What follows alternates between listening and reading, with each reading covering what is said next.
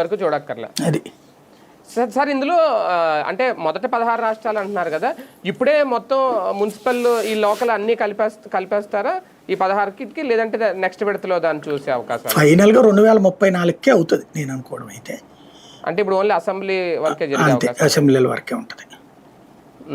కానీ ఒకటిసారి ఇప్పుడు మొన్నటి వరకు జగన్ గారు ఏం మాట్లాడినా ముందు వచ్చేస్తాయి అనుకున్నారు, 4 ఏళ్లే ఉంటాయి 3 ఏళ్లే ఉంటాయి అనేది ప్రచారం. ఇప్పుడు రిలాక్స్ అవ్వచ్చా 2 పార్టీలు ఆంధ్రప్రదేశ్ వరకు చూసుకుంటే? అవుతుంది ఖచ్చితంగా. ఫస్ట్ మనం అప్పుడు అనుకున్నాం, మనం కూడా 2027కి అనుకున్నాం, కానీ జనాభా లెక్కలే 26కి తీసుకుంటుంటే ఇంకెక్కడ అవుతుంది అనుకున్నాం కదా నియోజకవర్గాల పునర్విభజన.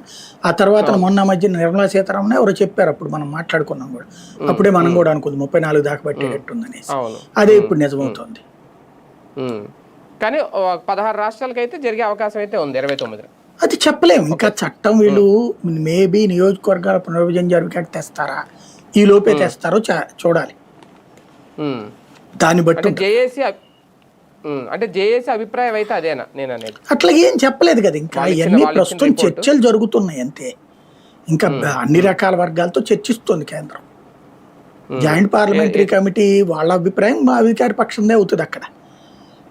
కానీ ఆ కమిటీకి ముందు ప్రభుత్వం దానికి కావలసినటువంటి సోర్సెస్తో అది చర్చిస్తుంది వివిధ విభాగాలతో ఎంతవరకు చేయగలం. ఎందుకంటే మన దేశంలో నక్సలిజం ప్రభావితాలు ఉన్నాయి, తీవ్రవాద ప్రభావితాలు ఉన్నాయి.